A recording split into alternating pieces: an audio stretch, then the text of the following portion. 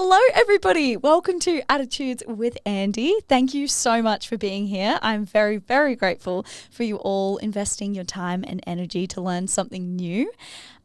Today is a very special episode, very close to my heart, because we are talking about having a healthy relationship with food. So, in today's podcast episode, we have the pleasure of chatting with Lisa, who is a registered dietitian and owner of her own practice called Wonder and Nourish.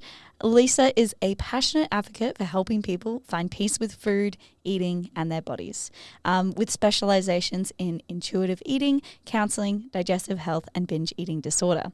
Lisa has helped countless individuals transform their relationship with food and their bodies. Her caring personality and desire to help people improve their lives shines through in everything she does. Her approach to nutrition is grounded in a deep understanding of how emotional and psychological factors impact our relationship with food. Lisa believes that everyone deserves to have a healthy and positive relationship with food, and that it's never too late to make positive changes in our lives. In 2020, and we will discuss this a little bit more, but in 2020, Lisa helped change my relationship with food, and for that, I'll be forever grateful. Thank you for that. It's a huge reason why I wanted to get her on, because I know I'm not the only one who has struggled with this. Today, we are so excited to have her on the show to share her insights and expertise with our listeners. In this episode, we'll be diving into the topic of having a healthy relationship with food, preventing binge eating, and Lisa will provide us with practical tips and insights that we can all use to improve our relationship with our food and body. So let's get started. I'm very excited with your wealth of knowledge. Welcome, Lisa, to the podcast. Thank you so much. What a gorgeous introduction. That was so lovely. Thank you. And you're welcome. Thank you for having me on. I'm really excited to talk more with you. I know it's certainly something we could spend more than an hour talking about, but I'm really hopeful that today will offer up some really supportive information and kind of places to go or things to consider for those that are listening. Definitely. This is one that I've just been so keen for, and this morning, as I showed you, I put a question box up on my Instagram, because I was like, I've got lots of questions for you, but I'll just check if people want to ask questions. And boy, do people want to ask questions. I got so many, and it just made me be like, wow, there are so many people who will benefit from this. And I just want to preface, and I'm sure you can agree on this, that you are not alone. If you're listening to this and you're struggling, you're not alone. And there's nothing wrong with you. It's just we can take steps towards bettering it. Yeah. That makes sense. Yeah, absolutely. Yeah. For those that are listening and maybe tuned in because something is really not feeling okay between you and your body, or between you and your food and your eating, absolutely not alone. Even though it can sometimes feel that way. And these experiences can carry a lot of guilt, a lot of shame, a lot of really tender, raw feelings and emotions. And that can make it really hard to reach out to share or start having conversations. Or there might not be people in your life or your world who you feel comfortable sharing with. So hopefully today, at the end when we wrap up, we have some places for you to go if that's you. Yes, I love that. Wow, I felt all of that. So I kind of wanted to start the podcast, and we did discuss this when we had our chat on what we were. I think you mentioned that something that it could be helpful, not people knowing kind of where you were at. And it's at first I was like, what? No, this isn't about me. This is about other people. But then I realized that maybe opening up a little bit might help people understand that you're not crazy and you're not alone. But in 2020, and this is not the whole episode, this is just some pre-context so that I'm asking questions from a place of mild knowing. But in 2020 was definitely the worst relationship I'd ever had with my food. For some reason, I decided that I wanted to lose fat, and I took it to Google, and Google was like, hey, count calories. That's a great way. So I was like, perfect. I'll count calories. So I started counting calories, and I'm kind of mild or nothing person. And so my brain was like, I'm going to count every single calorie ever. And then if you went a little bit over, then I would binge because I felt shameful. And then I would be like, oh my God, I binged. I need to restrict even more. And it was just a really bad cycle, especially during COVID when everything kind of was shut down. So it was you're really just in that. And then COVID kind of eased up a bit, and then we went back to college, and things were still a bit cooked with my relationship with food. And at the time I did not tell anyone because I was like, absolutely not. And then at college I was a wellness person, and I was like, I heard about you from maybe one of my friends, and then I was like, cool, yeah, workshop on food. I was like, oh, the people at college would really benefit from this, when really I'm like, maybe I would benefit from this anyway. And you came and did a workshop, and it was bloody like almost life-changing. It was beautiful. And I remember, and I told you this before, I'm just repeating now, but I remember you said, like, write down something that you've said about your body recently. And then we wrote it down. And then I think that at the end you were like, okay, now I want you to reread that as if like somebody you love is saying that about their body. And I was like, oh, yeah, that's not great. I was like, something needs to change. And then, you know, you were saying how, like, if you're craving a piece of pizza, you're allowed to have that. It's not like an all or nothing or clean eating or whatever that is. Anyway, so that's like a random spiel of where I was at. And now I feel like I can share that just so like fine, because now I'm like really good at like listening to my body and just following the craving. Enough about me, but I just wanted to kind of start there and say, like, is what I was experiencing, like, what causes somebody to be like, oh, I need to lose some weight? Because I think a lot of people, when I did finally open up about my struggles, they were like, oh my God, me too. I've struggled with counting calories or obsessive eating or trying to restrict and then binge and strict and binge, you know? So like, where do you think this kind of stems from? Yeah, well, I really appreciate and respect and want to acknowledge the vulnerability that is sharing, you know, your personal experiences and your personal journey. Knowing our relationship with food and eating in our body is, it's not static, it's dynamic. So it's always changing throughout our lifetime, and we're always learning and unlearning and deepening and, you know, stretching ourselves. And it can be really powerful for people to hear other lived experiences. And I think really powerful and important for people to hear a variety of different people's lived experiences. So people in all different size and shaped bodies, different intersecting identities, different ethnicities, different different backgrounds and ways of being in the world. That there's so many things that impact and influence our relationship with food, eating, in our body. And whatever is showing up for anyone who is listening, just to know that it's not your shortcoming or your fault. Whatever's going on for you, there are a lot more things at play in terms of cultural and social dynamics and systems of oppression that exist, that we're all, you know, kind of swimming in this pool or this bathwater, so to speak, right? And there can be so much blame and shame placed on an individual for their individual experiences. And I think that is actually really harmful and really gets in the way of people being able to reach out for care and support or have conversations. And in that they feel isolated, right? Yeah, and then you feel more shame because you're like, am I the only one who's struggling here? What is wrong with me? Why can't I get this together? Why can't I figure this out? Yeah. Yeah. Or you think like, oh, there's starving kids in Africa and I have like an issue with like overeating or something. Do you know what I mean? Like, it's just, yeah. Yeah, or we compare our struggles with somebody else. Yeah. And I definitely think the way that people exist in the world does impact what they experience. And I think we need to honor and respect that. Like, that is a different lived experience. There are different challenges. And we think about layers or degrees of privilege that people might have access to based on how they are in the world, or, you know, their family of origins and other things that are part of their experience.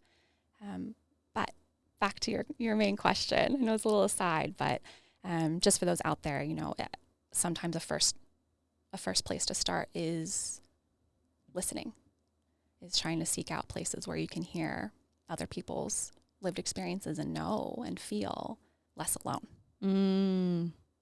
Because from that place, when we feel a sense of community and humanity and shared humanity, we're maybe in a better place to be able to reach out for help, knowing that it does exist, it is there, and other people have found ways and support tools to heal.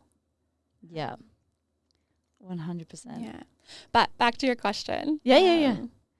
Can you repeat it for me though? Yeah. I was just curious, like, because Yes. I think a lot, I don't know about guys because I haven't really spoken to guys about it, but like a lot of girls I speak to, almost every single one of my girlfriends have had at one point in their life about a relationship with food. And I'm just wondering where this stems from. Yeah. And it is definitely there for those who identify as male. Yeah. Absolutely. I can imagine. Yeah. You know, the conversations you've had, right? Who you've been talking with and who's in your community, in your world, right? It is unfortunately something that is accepted as common and okay, especially for people who identify as female or as a woman or living in this world in that way, to body shame ourselves or for other people to do that, that there's so much pressure around looking a certain way, being a certain way. And a lot of that is around body size and shape and what beliefs we are handed growing up from our family of origins, the communities that we dwell in, and bigger systems that are at play. We think about the term, diet culture and these influences and pressures around a hierarchy. And that maps in different ways in our culture and society. But when we think about bodies and the pressures that exist and expectations that are put on people, we absorb that really early, really young. And it's as if we slowly kind of collect these beliefs, or we are informed by experiences that we might have, things we observe happening to people, or things that we experience ourselves. And that begins to inform what we believe about our bodies or about bodies in general, how we feel like we should look or shouldn't look. And we begin to pick up things like good and bad, that there's a good and bad way to have a body or be in a body or with food, right? Right or wrong, good or bad, or even unfortunately, healthy or unhealthy can be a proxy as well for the same kind of black and white dynamic or thinking. And so as you share that experience, it's so sad that we spend so much of our time, of our life, fixated on either trying to look or be a certain size and shape or appearance or meet a certain aesthetic, or anxiously trying to avoid where we are changing, even though what we can say for certain is that bodies are meant to change over our lifetime. They are, especially if we identify as female and we're in a female body and we're going to go through puberty, and we may have an experience of trying to get pregnant or being pregnant and childbirth, and we're going to go through menopause. These are all normal, natural times that a body's meant to change, and yet culturally we have so much pressure to not change, and so much pressure that it's on ourselves and our own being, and says something about our character or who we are if that does or doesn't happen, including aging too. That's another pretty big pressure. Better not develop wrinkles as you get older. Let's do everything in our power to stop that. Yeah. There's this belief that somehow that's bad or not okay, or the wisdom that shows up on someone's face in that way isn't of value culturally. It's a lot to unpack for people, but everyone's had different experiences, and it's really important to honor what those are and be really gentle with them. But again, the reminder that you didn't choose that. You didn't choose to dislike your body or parts about it or things about it. You weren't born believing that or thinking that or feeling that way. Just things along the way. Yeah, I really love that.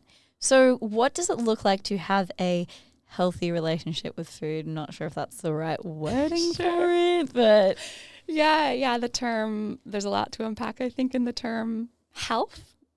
Yeah. By and large.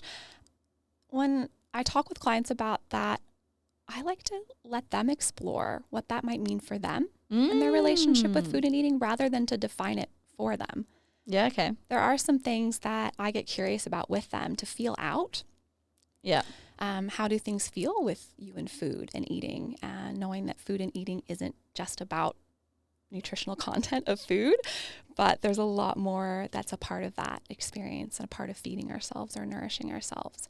And some of the things I'm curious about to just feel out where someone's relationship with food and eating might be, would be to ask, I wonder on a given day, what percentage of your day do you feel like your thoughts and your focus or time is spent thinking about food? Oh, that's a great question. Because then if it's a lot, because 2020 me, that would have been a lot, like so much time and energy. Now it's just when I'm hungry, in case Patricia comes out, which she's my hangry alter ego. Yeah. Everyone's got one. We all end up hangry at times. I know. Yeah. I literally communicate that with people. I'm like, I'm so sorry you're not dealing with Andy right now. Patricia is in the building. I have a need, and I need to satisfy and fulfill it as best as I can. Yeah. Yeah. So I will often ask that question and just let people feel out where they are. And sometimes people are really surprised because they won't have thought about it before. And if you're listening to this and you're asking yourself that question right now, whether it's food, eating, and or your body or movement, right? You might think about what part of my day actually does that take up? If you're thinking it's at least half or more, that's information that I would want to explore more with you if you were sitting down with me. And I would have a lot more questions to be really curious about, because that's quite a lot. When I'm thinking about food and eating, it's definitely one part of our lives, but it's one part. Yeah, that's great. Could we do like a little, trying to use a different word other than role play, but like you can do like a pie chart almost. We can do a pie chart. Sometimes people find it helpful, especially if you're a visual-oriented processor or learner. You might sit down and actually make a pie chart and consider what are all the different parts of your world. Like what takes up your time and energy and focus and attention.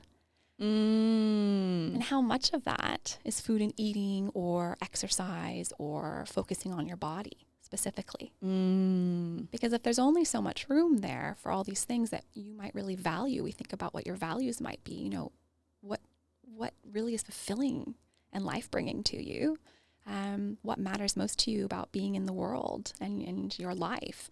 Well, if that piece is taking up like a really big wedge, it's making less space for other things.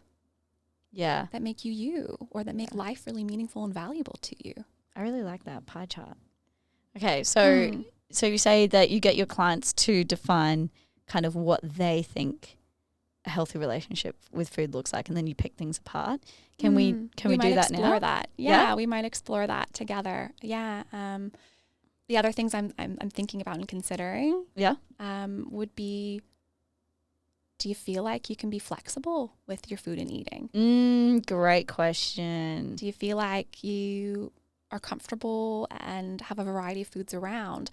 And this, of course, is in the context of considering someone who does have access to food on a regular basis. Yeah. And in the context as well of considering someone might have a genuine medical condition or a food allergy. You consider someone living with celiac disease. Guilty. Well, when we think about that variety of food, are we limiting or restricting certain types of foods or whole food groups? Love that. 2020 me would have answered, oh yeah, limiting a lot, not flexible, and wouldn't have wanted to like go out for meals unless it was to a place I knew had quote unquote healthy food. Foods that you felt were. Whereas now I'm like, what am I craving? Let's go. Yeah. So you're leaning into trusting and partnering with your body and the wisdom that it has. Yeah, she knows what she wants. Yeah. And it takes time to come back to that connection too. That looks different for different people. I know we can talk more about that if that's helpful today. But just to let people know, like there's a variety of ways that can look based on different things that might be going on for somebody, including things like medications or different health conditions, or someone has a trauma history, or someone who is neurodivergent, right? This is all important to consider in how someone experiences food and their relationship with it. Other things I might be listening for is to see what kind of emotions come up around food and eating or thinking about certain foods.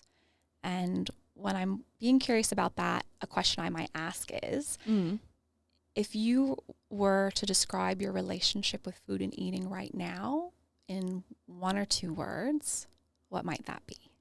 Ooh. This is hard. I'm actually mildly hungry right now. Don't worry, Patricia's not going to come out. We can pause for a snack. Yeah, we I definitely bought brought snacks. We both were prepared. Snacks are life. Okay. Should I answer 2020 or present me? Both if you're comfortable sharing. Okay, 2020 probably would have been like maybe like anxious or fearful or just like really just negative emotions and just like would be scared when I got hungry. Which sounds weird, or not weird actually. Not weird, not alone. There'll no. be people listening who identify with that. Yeah, I would be like scared to be hungry because I would be scared that I was going to like binge or something. Yeah. And I just felt out of control. I probably felt out of control. Out of control. Yeah. Now, first one that came to my mind was epic. Epic and loving, because I'll just be like, yeah, what do I need? And empowering, actually. Yeah. Ooh. Yeah. Juicy. Juicy. Some words that my clients often share in response to that question, if it's helpful for listeners who are trying to search for something for themselves, or maybe more than one word, right? We're flexible here. We're always trying to encourage that. Would be words maybe like shameful or chaotic, hectic, out of control. Some people might actually name it as unhealthy.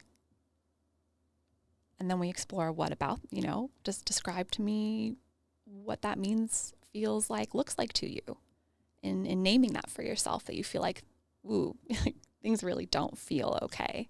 Yeah. I wonder what doesn't feel okay right now. Yeah. I feel like shame probably hits hard with a lot of people. Yeah. It's a really, really deep and can be a really heavy, really challenging one to be with and to name and to share too. My clients are incredibly brave individuals to be willing to share that with somebody else. The work that I do is such an honor and such a privilege to witness people's experiences and hear their stories and be with them to support them in figuring out what they want to do next. Yeah. And how they might want to go about that, what choices they want to make or not make. Well, it's incredibly awesome that they're reaching out for the help. Yeah. I think that's such a great step. Okay, I have more questions. Yes. Here. No, we've got probably more than we can get through together today, but that's all right. Yes. Okay, so how can people differentiate between hunger and emotional eating? Yeah, good question. Yeah. Because emotional eating was really like something that I didn't realize, but I had been struggling for a long time. And I'd realize that if I was like stressed or like nervous or sad or bored, I would like go for food. And now it's like, Andy, how are you feeling like right now? Like, what do you actually need? It's like, oh, I actually need a hug, not a, a snack. Yeah, or maybe both. Oh yeah, if Patricia's out, could be both. Yeah. Yeah. Emotional eating is actually a normal part of being human and being with food and eating. Ooh. I want to really normalize that for people who are listening and who are judging themselves, or perhaps have been shamed or judged by others, or things they've read or things they've seen, that is actually normal. It's so normal and human to reach for something that feels comforting or soothing in a moment where we might not be able to access something else to help us, or we might not have been supported to develop tools or skills to reach for something else. It's actually a really clever way to cope with something that might be feeling like too much, or we might be feeling like we don't have enough to navigate it. And in other contexts, normal as well. If it's someone we think about, I guess a traditional would be someone maybe going through a breakup, and this is such a like 90s rom-com scenario, I'm realizing. So you're going to say chocolates? I'm going to say ice cream. Yeah, nice. Which there's nothing pathological or wrong about that. In that moment, you're noticing and taking note of feeling in distress, of what feelings might be around if you're able to access and do that, like in this example, and then making a choice for how you're trying to take care of yourself in that. And likely staying really present and conscious with that experience. And that's not likely the regular experience someone might be having. But there's varying degrees. When we think about eating for emotional reasons, we might also eat for joy or celebration, right? There's so many reasons why we eat. And some differences between, I guess, perhaps emotional eating, binge eating, and binge eating disorder itself, that there are different experiences people might have in relationship to eating in response to emotions or feelings.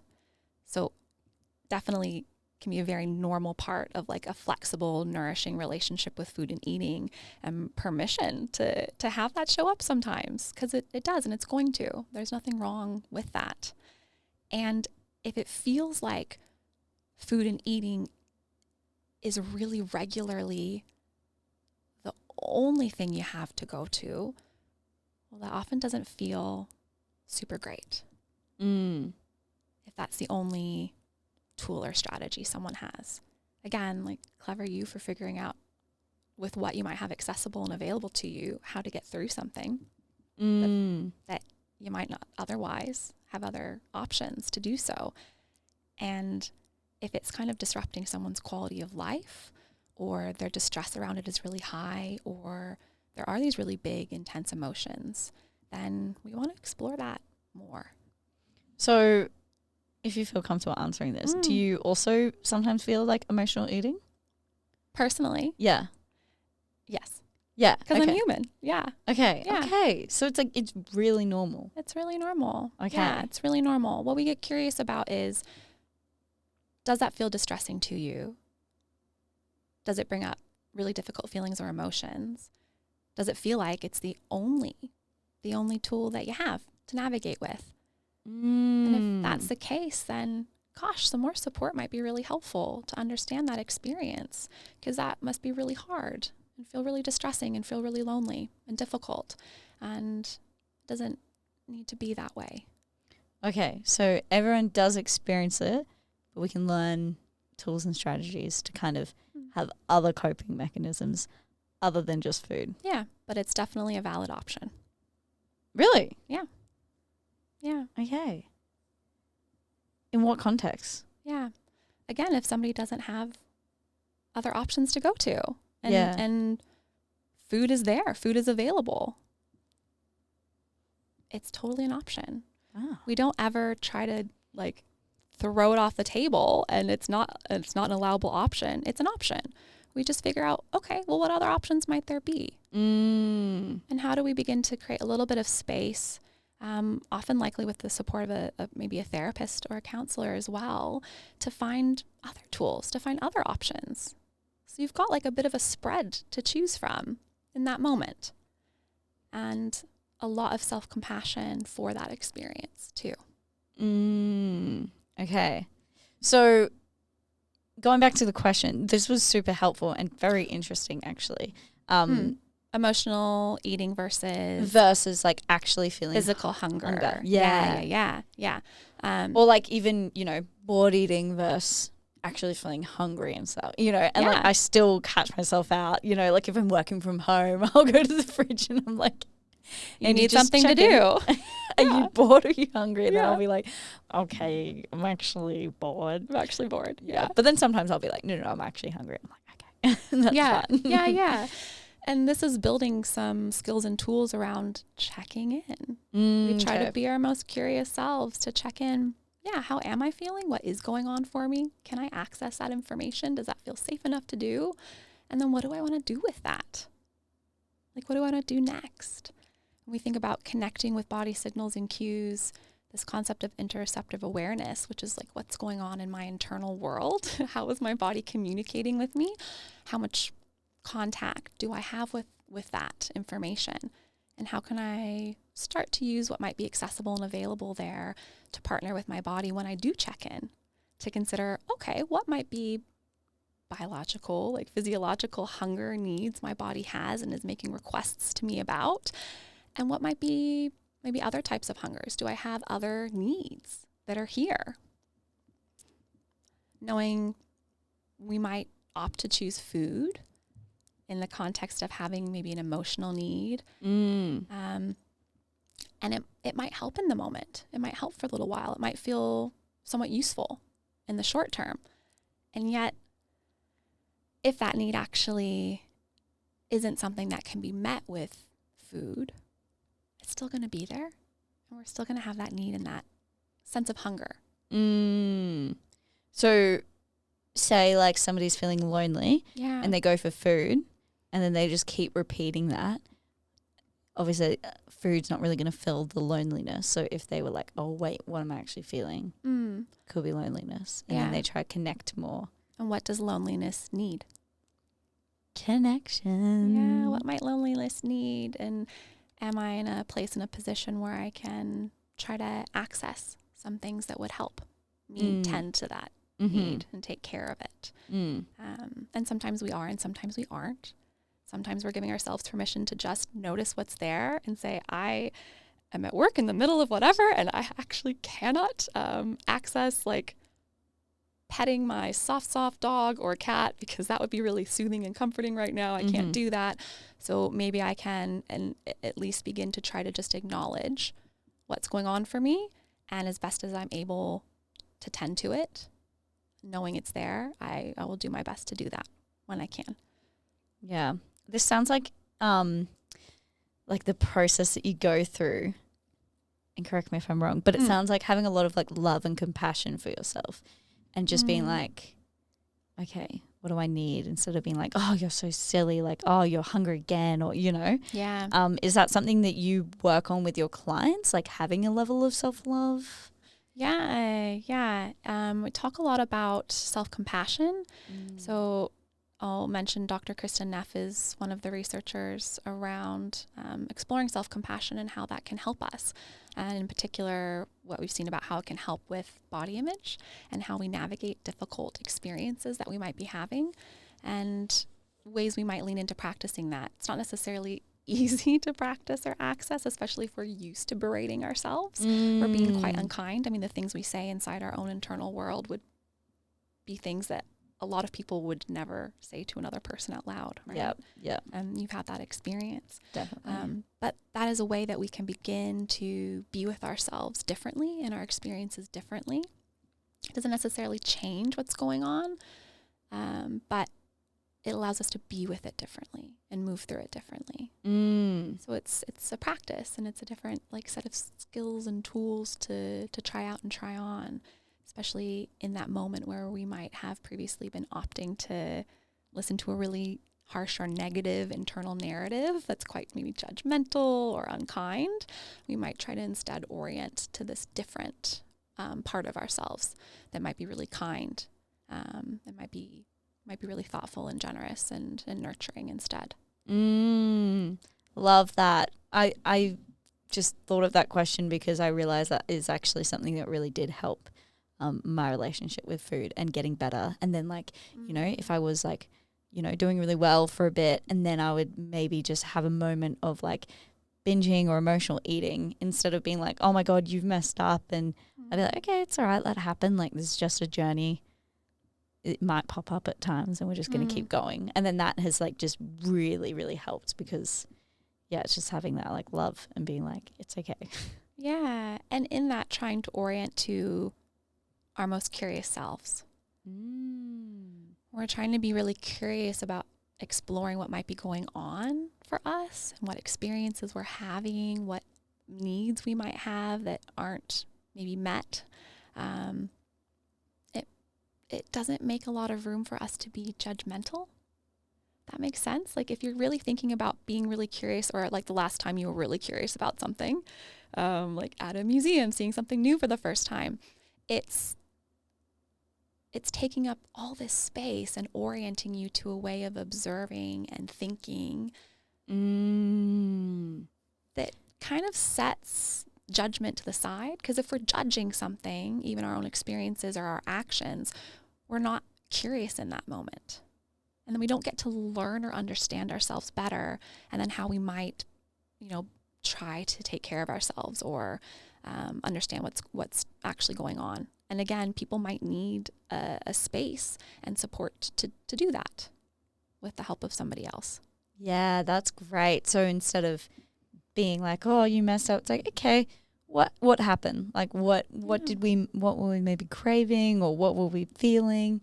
Yeah, that's great. And this is part of too, also that learning a skill set and developing a skill set to check in with, like you're asking about, what about body hunger? Like, what's the difference here? You start to understand your own landscape more. And then you have useful information. Knowing cravings are useful information. Society, cultural wise, it's all this messaging about, oh, it's terrible if you have cravings and we need to get rid of cravings. And it's like, what if we were to orient to being our most curious selves and say, hello, I wonder what this is here for. I wonder what this is about. Can I allow this to be here and just be curious and see what's here to learn? I have this belief, and this is backed by zero science, or I haven't researched it at all. Yeah. But I just thought I'd put it out there, see your opinion. But like, I have this belief that when you're craving something, it's because your body is so freaking smart that it's like, hey, I really need this right now. Unless you're like addicted. I don't know. But anyway, I always think other conversation. Other conversation. Yeah. But I'm just like, I feel like I'm craving a certain food because that's what my body needs. Like if I'm craving like, toast or pasta or something carby, it's like, cool, well, I clearly just need a bit more energy. Or if I'm craving like fatty foods, it's like, okay, I need some more like good fats and stuff. Sorry, not good or bad, but do you know what I mean? Like more nutritious fats, avocado or something, Yeah. And that just worked well for me. I'm like, my body knows what's up. Yeah. Well, is that true? Having permission to let all foods be around. I say that knowing people might that can feel really terrifying. Yeah. And that is something that people might work towards thoughtfully and gradually to that place. But if we can work towards a place where all foods can just be around and allowed to be enjoyed for the different value or different things that they have to offer us, then it lets us operate from a much more peaceful place where we really can consider, what do I truly need? What might I want? And are there other things that I want to use to inform what I choose to do based on experiences I've had in my body, with my body in the past, of how things have felt or not felt so good, or if I have a health condition or something that's a part of my lived experience that I want to be mindful of and how I'm taking care of myself, and to marry these pieces together to support us. So we're both honoring our preferences in that moment, our needs in that moment, and also layering on this other piece of, and considering, do I have health condition or food allergy or something that I also need to weave in here? Okay, so that probably feels terrifying for some people listening to that, hearing like, oh my God, imagine having like all the foods I could possibly want or usually like to eat in the kitchen on tap. For someone like, for 2020 me, that sounds terrifying. Yeah. I'm like, oh my God, no. No. Is that the case for every single person, do you believe? Could benefit from that? Finding their way to what feels most peaceful for them. Yeah. Okay. The only reason I asked is because we've talked about this before, but I think this has probably maybe changed a little bit. But my one weakness is chips. So random, like packet chips. And like I just would prefer to have none than try and have a little bit and then eat it all and then do you know what I mean, and feel out of control. And so that's like the one thing that I'm like, Yeah. I don't really go about. But having said that, now I've realized, like, when I go to parties, I pre-eat. I have dinner because I'm like, I like to go full so that when there's like little nibblies, I can just enjoy them for their taste and not be like trying to devour them because I'm so hungry. And what I have noticed is that if there are some chips there, I actually have been able to just like have a few purely from the favor and not feel like I need to devour them all. So that's kind of like where I meet myself in the middle. It's like I'm going to pre-eat and be full, and then anything else is just like taste. Pleasure. But like, yeah, the idea of like having packeted chips when Patricia's around, you know, will she devour it? Well, yeah, because she wants probably a meal, not a snack. And if you're trying to approach chips and you're meal hungry, yeah, you're absolutely going to probably eat the whole thing because what you might need most in that moment is actually a meal amount of food rather than a snack. So that experience is, often, right, if we're judging ourselves in that experience, then it feels really bad. It feels really yucky or confusing. And one of the biggest things I talk with people about first is, can we explore what regular adequate eating might look like for you? Because if we're heading into an eating occasion really, really hungry, yeah, absolutely. In our body's wisdom, we are going to eat, and we're probably going to eat really quickly, and we're probably going to eat a lot of food. Yeah. And to stay curious about that. That's not necessarily good or bad, but, I wonder what's happened in the last 24 hours. I wonder if we managed to eat regularly and consistently throughout the day today or yesterday.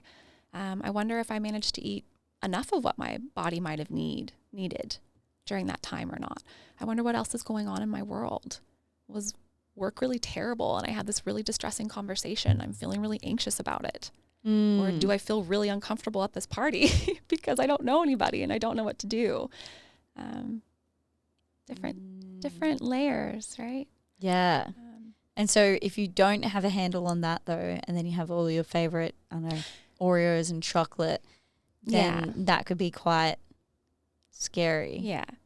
To then have it in. So it would be like a process and a slow process, would it? Yeah. Oftentimes, and I think this is part of cultural expectations or maybe history of going on diets or dieting, but we have sometimes this expectation of, well, if I do all the things, if I do X, Y, and Z, then I will get A, B, and C. If I do A, B, and C, then I'll get X, Y, and Z. Kind of a rhetoric, like if I do the things well enough, right enough, long enough, then I will get this specific outcome in this time frame. And quickly, right? Especially if we're feeling distressed. We want it to stop quickly. We want a solution now. And a lot of what diet culture tends to market or sell is, we'll fix all your problems. Just do X, Y, and Z, and then everything will be good. And then, it's your fault if it didn't work out, though. Like, no disclaimers on the possible harm caused by those, pursuits. But thinking about this scenario is that, it's as slow as somebody needs to go. It might be really slow, and that's okay. We want to be thoughtful. We want to consider, wow, how long have things been feeling this way? How long? How many years? So is it okay to cut out a food for a certain amount of period whilst you're getting a handle on everything and then introduce it back in?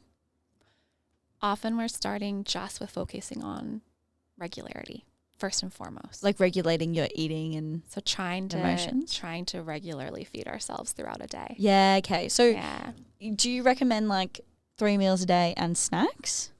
Depends on the person. Yeah, okay. Yeah. But talking about rhythm with eating is one of the absolute first things that I'll check in with somebody around before we go anywhere necessarily near talking about specific foods. And sometimes that feels really calming and reassuring because people are often quite nervous or scared to talk about the food specifically. There's a lot of feelings or difficult experiences that are there. Yeah. Really understandable. Yeah. And everyone needs different things because everyone's had different experiences. Where everyone is different. So we want to honor that. and weave that in. That's so, so, so important, that care and support is really individualized for each person. Yeah, not just a one size fits all. No, but foundationally, if restriction is around in some shape or form, it's probably contributing to things not feeling great with food. Yeah. I do have more questions. I just want to ask an off-topic one. Labeling foods good or bad. I used to do this, and my housemate gave me a good lecture about how, like, because I would call, more like nutritionally dense foods good, and Other foods, sugary processed ones bad. And you hear people be like, oh, I really want to eat really good, or I've been really good this week. Which is cringy because I used to do that. But now I really try and just say, like, soul foods for maybe like the more processed stuff, and then more nutritionally dense foods for those type of foods. Anyway, sorry, it seems like I'm trying to be so politically correct. I'm not, but like what I'm saying, you're finding your way to language or relating to foods that feels peaceful to you. Yeah. Oh, I like that. So there's not necessarily do things the right way or the wrong way, but it's just being curious about, oh, okay, well, if I call these foods this, I wonder how that makes me feel about them. Because then if you eat the quote unquote bad foods, it's like, oh, well, I did something bad. Whereas when I call them soul foods, it feels very wholesome. Yeah, and maybe they're nourishing to your soul. Yeah, and that's the value they have for you. Yeah, right. Like eating a apple versus eating, I know apple pie is not necessarily a thing in Australia, but apple pie, I mean, surely it is, but not as, it is. Yeah. Yep. Those are really different foods. And one isn't better than the other. They are just different. They are going to taste different. They're going to hit the spot differently. They offer you different things. But if we label things as good or bad, or even, I would say, unhealthy and healthy, unfortunately, is kind of a new iteration. Yeah. It's got the same vibe, the same feeling, I would like emotionally, as to labeling something good or bad. It's just like more socially acceptable, I think, now to move in that direction. Definitely. If we're labeling things that way, then if we choose to eat this food versus this food, then we've placed morality on that food. And then says, like, to ourselves, we're saying something to ourselves about who we are morally as a person. Are we a good person or are we a bad person? By the food we eat. But it's an apple and it's an apple pie. They all break down, trust me, in the gut to little tiny molecules and things that the body knows what to do with either which way. Yeah. But how we label them definitely has an impact on how we perceive ourselves for making choices in that moment. Rather than maybe being able to honor, what I really feel like right now is apple pie. That like feels like that's really going to hit the spot. That's actually genuinely, what I would like to have. And I'm going to sit here and be with it and enjoy the heck out of it for, however much I want. Also honoring and knowing if I didn't manage to eat regularly or adequately today, I might be leveraging this pie to try to get some of my, needs met energy-wise. Versus maybe on another occasion, I might really feel like having the apple instead for different reasons, right? I might want something that's crispy and hydrating versus something that's like warm and like soft and so not labeling foods healthy, unhealthy, or good or bad, is that something that you quite promote at your practice? Yep. That we'll explore. Yeah. And where did that come from? Where did it come from? Joe, sorry. Where did it come from? No, that's great. Where did it Where did it go? Out of here, hopefully. In the bin. In the bin. Straight in the bin. And then we lit the bin on fire. It's great. We put some other stuff in there too. But yeah, because we were taught that at some point. Yeah. Right? When we're talking earlier about things we've picked up over our lifetime, things we've been taught or told or observed or experienced. It's like we have this collection that's informed what our relationship is like with food and eating. Mm. Because if you look at a toddler, they do not feel either which way. If you put those foods down, they're going to eat which food they feel like in that moment and however much they want to eat of that food in that moment. Yeah. But at some point, somewhere along the way, we were handed information. Bad. Yeah. Okay. That was a really good answer. Holy schnitzels, it's been 52 minutes. I love us. Okay. I will cherry pick some. Okay. Maybe we'll do the listeners' questions because I think they will answer some of the questions I have. Okay. So first of all, thank you everyone for sending in those questions, for being really brave and vulnerable. I did put out an anonymous question thing. I just thought that might be better. So, people might not want to know who sent it in. Not that we should feel any shame around it, but just, open all opportunities. So thank you for sending in questions. Okay, the first question I have, and I posted this question. I said, can you relate? And like 70% of people said yes. Okay, so this question is how to bake a banana loaf without eating the whole thing. And yes, I have done this in 2020. Yeah.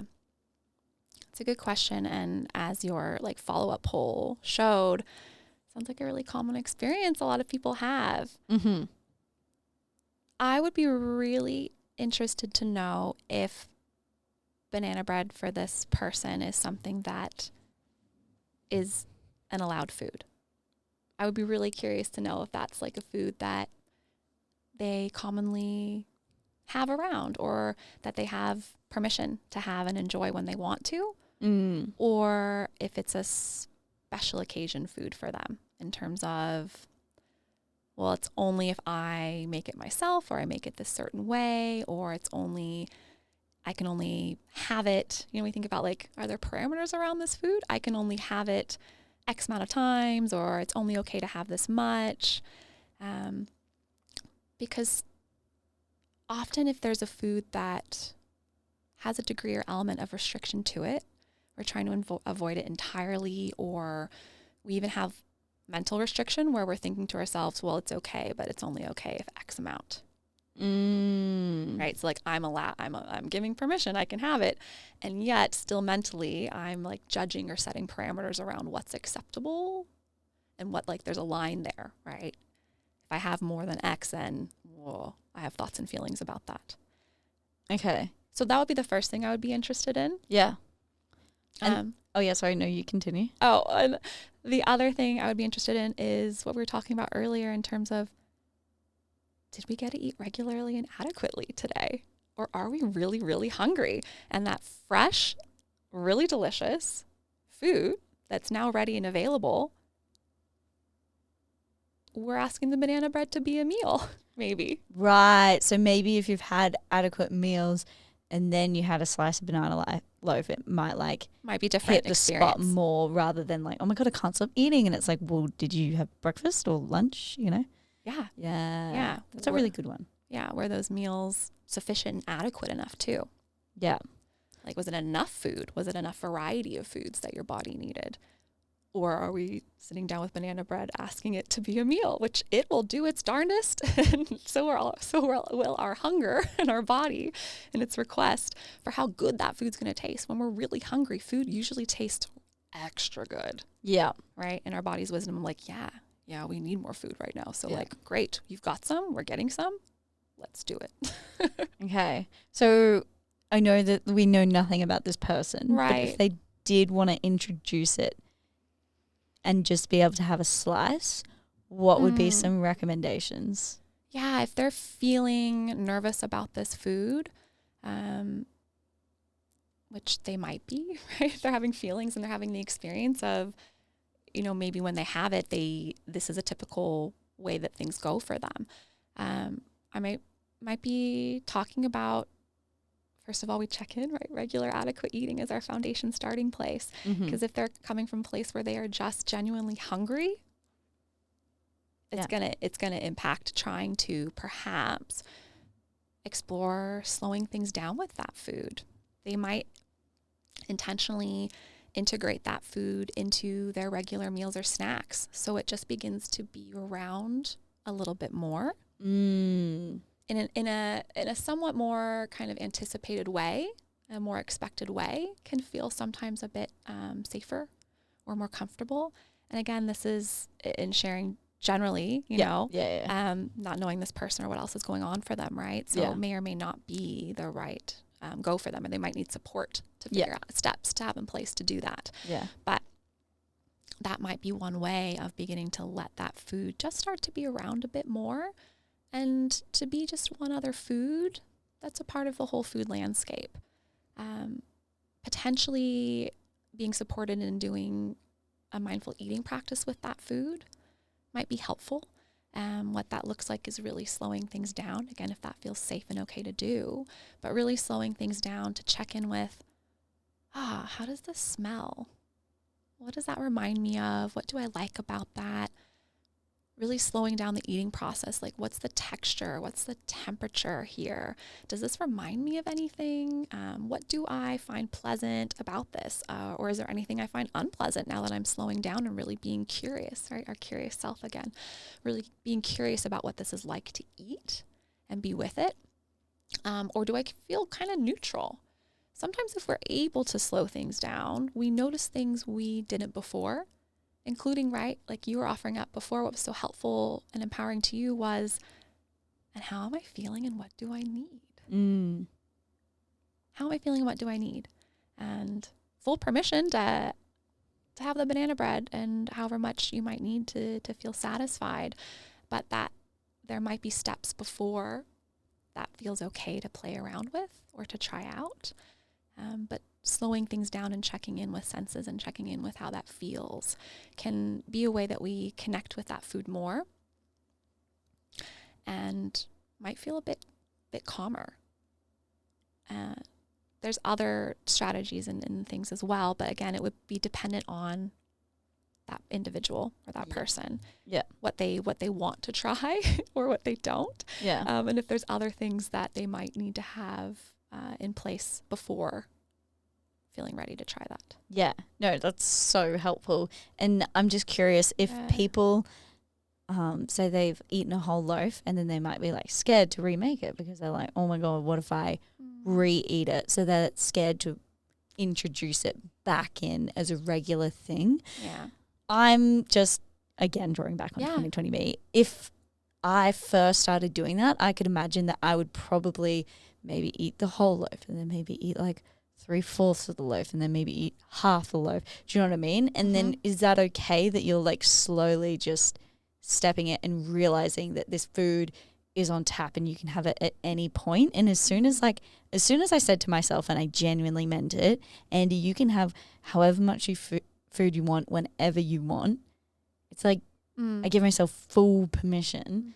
It like released all the temptations because there was nothing that I couldn't eat.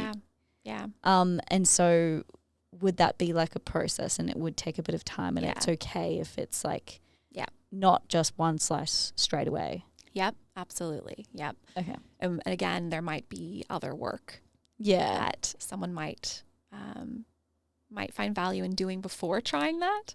But when we think about having like that full permission with foods and maybe testing the water with, you know, often people might have a collection of foods that they feel maybe out of control with. Yeah. They might describe it that way or feel like they can't be around or they're really nervous about having around.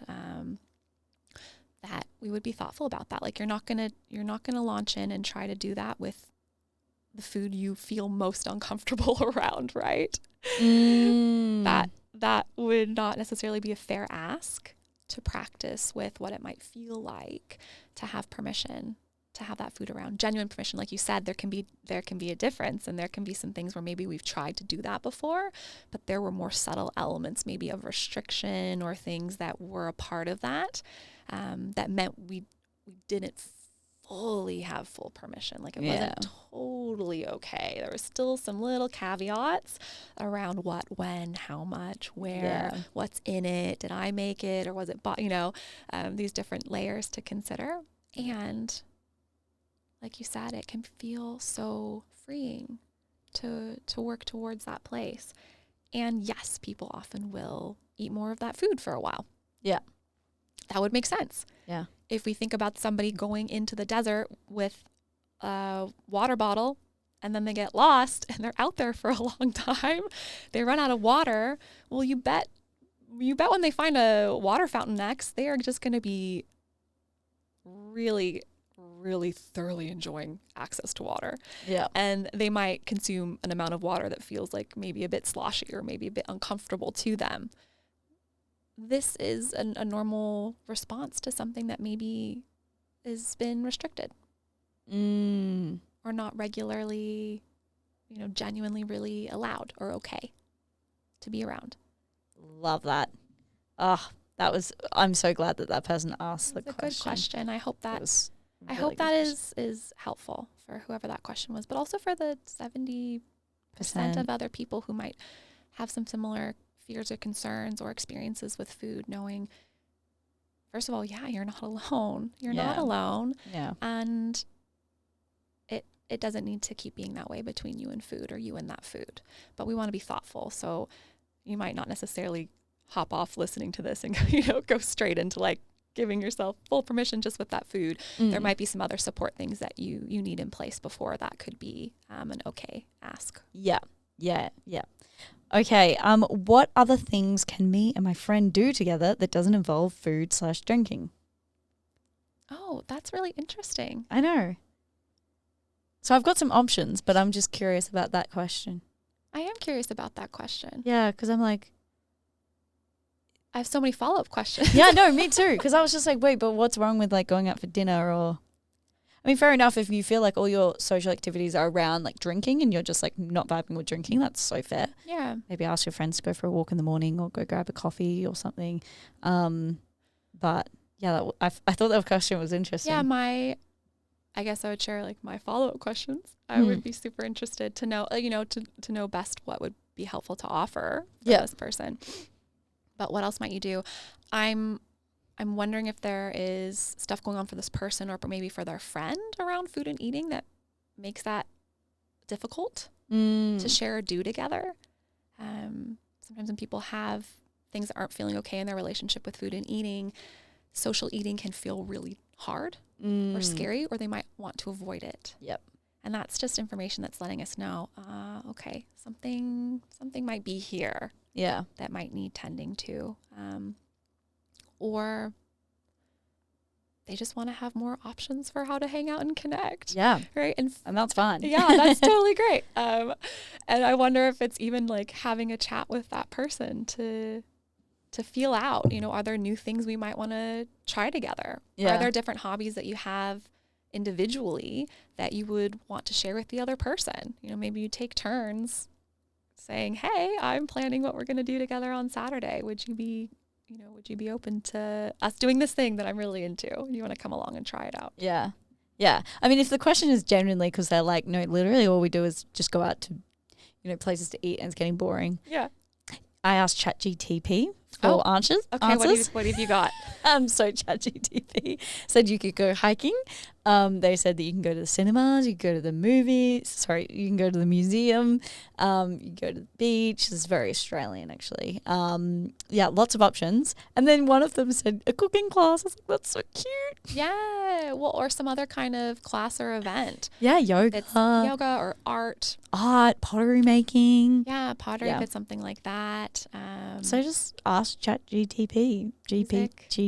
I'm pronouncing it wrong. Music. Yeah, they said concert. Yeah, there we go. All right. So next question is how to achieve health, brackets, weight loss, gut health, performance. I'm assuming that's maybe performance in the gym, while keeping a good relationship with food.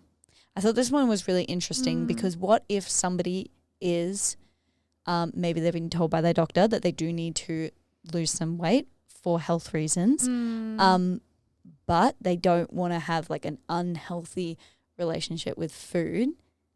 How does one go about that? Yeah, the scenario where you phrase that is not an uncommon one. Okay. That's for sure. And I think that is a bigger conversation to have about health. Yeah. And how we define it and what we do and don't know about the relationship between someone's body weight, size, and shape and health. I think what we commonly miss out on is, in that conversation, considering social determinants of health, which would be experiences that someone's had based on the environment that they lived in. If they've had any experiences of trauma, what they have access to, in terms of where they live, or what city they find themselves in, or what socioeconomic status they might have, or what varying degrees of stigma or bias they might experience in their life because of how they identify, or because of the body that they naturally inhabit, how they show up in the world physically. So I think a much deeper conversation, but if this if this listener wants to read and explore and learn more about that, they might find digging into a book or podcast, something like Anti-Diet by Christy Harrison, which is a book that explores some of these bigger, broader topics, and by all means not the only person or the originator of a lot of the frameworks and conversations that have been being had for a long time about folks in marginalized bodies, or having these experiences themselves, lived experiences that are really the leaders to be learning from, but is an accessible, maybe good option to consider checking out, or her podcast Food Psych, which has a lot of episodes that speak to some of these really more complex, more zoomed out kind of conversations to have in terms of unpacking weight, weight-biased weight stigma, and weight and health. Yeah. Because what we can say is that it's not actually a determinant of someone's health, but also we need to think about who's defined health and how do we define it. What's included, what's left out, who's included, who's left out. And is this something that you help clients with? Yeah, we sit and talk about it. Yeah. Because I work from a weight neutral framework, which means when clients come to see me, I don't offer weight loss interventions. I don't try to change someone's body size or shape or weight, but we talk about what is of value to them, what experiences have they had, what might not be feeling so great, or what are their concerns about what's going on, and to support them around those things, and making space for conversations that can feel really challenging about how we might feel about our body size and shape, different narratives we've been handed about health, about weight, about body size, and to sit in that. And from that, do your clients who wanted to lose weight, but you're like, we're not focusing on that, let's focus on the aspects you just said, do they then, not accidentally, but then do they often find that they actually do get the result that they were after, but they went about it in the other way? Is there a safe way to pursue weight loss? Yeah. Basically what I'm asking is, do they naturally find that they do lose weight? What everyone's body does is different. Yeah, in the context of them kind of pursuing a peaceful relationship with food, eating, and movement, healing their relationship with food, eating, and movement in their body, healing from diet culture. If someone's been dieting for a long time, multiple rounds, what somebody's body does in that context varies. And I actually can't say if somebody's body is going to stay similar to where it is now, if their body needs to gain weight, or if their body ends up losing weight. Okay. And do you believe that people can lose weight and have a healthy relationship with food? Depends on what their body needs to do in the context of them taking care of themselves. Okay. Yeah, I think it's a whole other podcast episode. For sure. No, and you've compiled resources, so that's very helpful. Thank you. Yeah, I can definitely share some other places people might go if that kind of piques their interest. Yeah. Knowing also that can feel, for a lot of people, maybe, I don't know if confrontational is the right word, but it really challenges traditional paradigms and beliefs that we hold by and large in culture and society about bodies, about weight, about health, as well as in healthcare too. So if that brings up feelings that would be normal and make sense. It's often sitting in kind of this both and, this tension of how do I stop maybe struggling with my body and find peace, and what things might be at odd with what I want, and if it's possible to have them together. Okay. Yeah. Next question I have is, and we kind of have touched on this, but I'm struggling with knowing when I'm full. Sometimes I can just keep eating, and also sometimes I just eat because I know I have to and not because I'm hungry. Any tips? Yeah. The second part, for this person needing to eat because they know they have to. Yeah. That can be a really normal strategy for self-care with food and eating.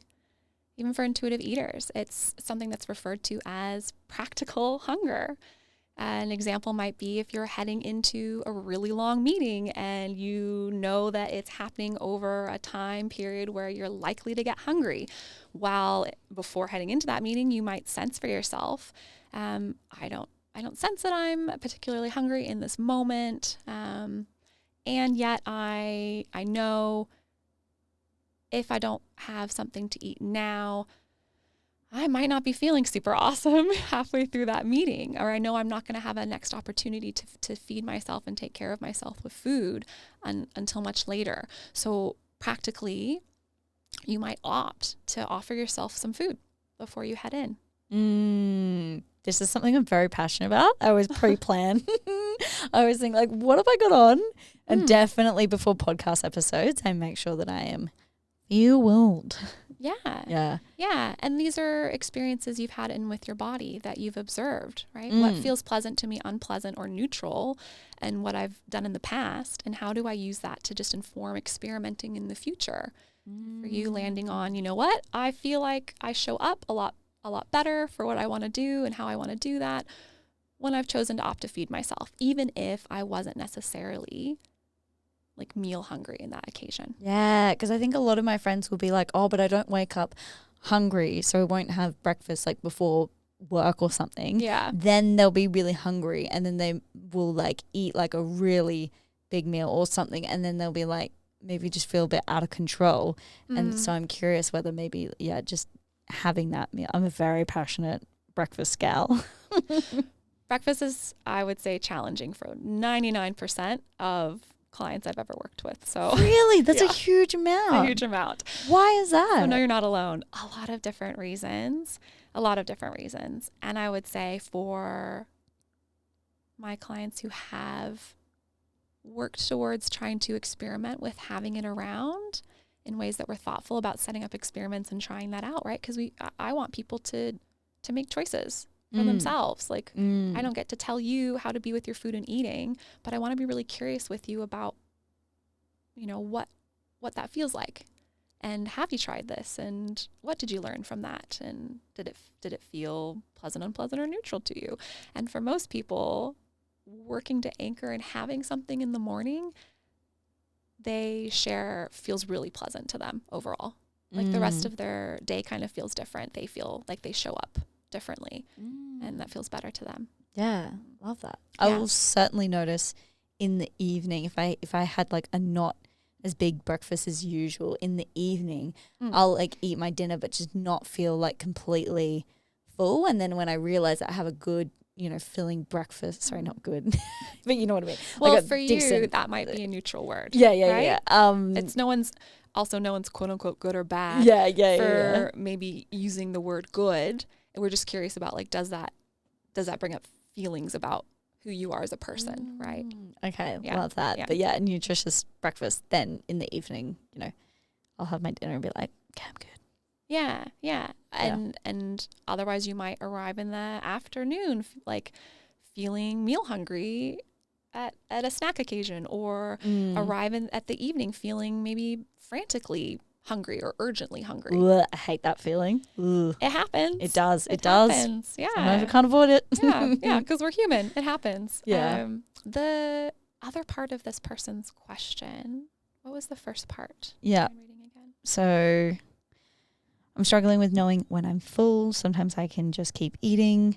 also sometimes I just eat because I have to and not because I'm hungry. Any tips? Yeah. Fullness. Yeah, fullness can for some people feel scary, I would say. And can feel confusing. I would be curious with this person about wondering, maybe you are still hungry.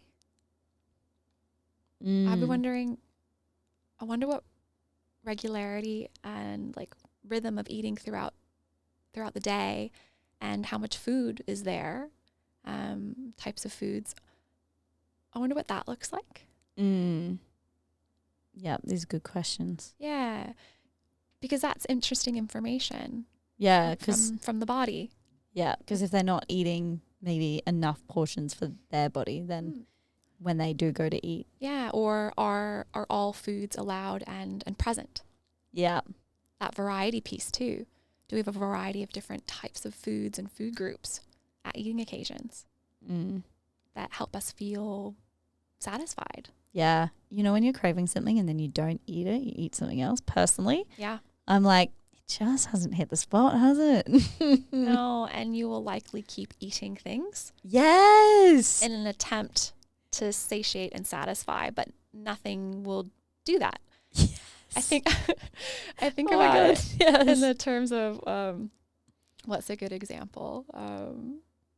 Anything. I don't know why I'm thinking about apples. I personally love apples, so maybe that's why I just really like them. But if we're asking a apple to be a donut, no amount of apple will a donut it make. Like if what you really feel like, what would really hit the spot is a donut, and you eat the apple and kind of not allow the donut for whatever reasons that might be, and you're probably not going to be satisfied. It's not going to hit the spot. Yeah. Then you might search for crackers, or you might search for a protein bar or something. Yeah. these other stand-ins, or like the quote unquote a healthier version of something. But none of them are actually the thing that you really wanted. And this might be true for experiences you've had, but often clients will find that when they do eventually have the food they really wanted, it sometimes feels rough, really rough. They might eat quite a lot of that food when they finally let themselves have it, or it might be quite quick. They might speed through it, and then they might have lots of thoughts and feelings. Right. Yeah. 2020 me definitely resonates with that. Yeah. Whereas now I've trained myself. Okay, I'm craving this. Let's go straight to the source if we do have access to it. If we have access to it. Yeah. Okay. This next question, we've already covered that. It's how can I control overindulgence in treats and snacky foods? I feel like we've touched on that. Yeah. Next question. Would love some information on food as medicine. Example, when I'm feeling tired, foods that will give me more energy. Or starting to get a sore throat, foods that will boost immunity. Interesting. Yes. This is probably a question better answered one-on-one with this particular individual. If we're thinking about food that is going to support energy, we're thinking about regular food and eating to stabilize our blood sugar levels throughout the day. Yeah. So if we are missing eating occasions, or there's not enough food at them, that's going to impact our blood sugar stability throughout the day. And that can lead to us experiencing maybe some peaks and troughs in our energy. We think about that example we were talking about earlier around breakfast. How curious and interesting. How do we feel when we arrive to the afternoon occasion? If we're really looking for higher energy foods, things that are maybe sweet or salty or fatty, that would make a lot of sense, because the body's, in its wisdom, searching for energy because it actually maybe missed out on getting some earlier in the day. That would have been useful. Also, in terms of energy, we're thinking about what carbohydrate foods look like at meals and snacks. Are they regularly around and allowed? Are there a variety of them that are around and allowed? Which is more general, because for this person, if somebody is experiencing kind of fatigue that's ongoing, we might want to be digging in a little bit deeper to, is there other stuff? Food absolutely has a lot to offer us. Yeah. And can be such a joyful, pleasurable, nourishing part of being human in life. And it's not the only thing to consider. Yeah, there definitely could be other elements. What's our sleep like? What's our social connection like? What are your iron levels like? Yes, that could be an interesting one too. Yeah. What are our stress levels like? It's just some other things to touch base and tap into that would be more nuanced and specific to that person. But those would be some really general things, like broader, higher level overview to check in with. Yeah. Well, thank you so much. That was a long episode, but I think it was much needed. And thank you so much for your wealth of knowledge and your compassion and your kindness and just explaining everything really well. And the main takeaway I've personally gotten from this is just that it really does come down a lot to like understanding your personal needs and how your body works and how your cravings work. But it does sound like having somebody to guide you along that journey would be extremely helpful. If people want to find you, you have a great Instagram. Oh, thank you. I love your content. Where can they find you? So I am on Instagram at Wander and Nourish. And important for me, I've learned to say Wander is with an A, not an O, because of my accent. Yep. Makes sense. Wander and Nourish on Instagram. I'm also on Facebook, Wander and Nourish Nutrition. Otherwise, you might like to check out some content on my website, on my blog at wanderandnourish.com. Perfect. Very cute branding. I've checked out your website as well. So yeah, thank you guys for listening. I really appreciate you picking an episode that maybe wasn't so easy to listen to, but personally a really important topic. And if you do feel compelled to reach out, you can do that via the website. Yeah, you can reach out via the website or via Instagram or admin at wanderandnourish.com. Perfect. Do you offer like a consultation call to see if working together is a good fit? Yeah, really good question. I actually offer a free 15-minute exploration call. So it's a little telehealth video chat moment just to make some space for people to feel out if they want to work together. I think it's really important to find somebody that you want to work with. And the ways that they might show up to try to support you too, different frameworks and approaches, and to ask questions people might have, as they're kind of exploring and considering what next steps could be for them. So that is an offering you can book on the website if and when you want to. Amazing. Perfect. Thank you guys so much for listening. If you did enjoy this podcast, feel free to screenshot it, put it on your story and share it around, as that is how we spread the good word of the podcast. Feel free to tag us. My Instagram is at andy.bentley_. And if you're feeling extra crazy and extra loving, please leave a review, as that really, really does help the episode. But yeah, thank you so much. And I'll see you guys next week for another episode. Bye. Bye.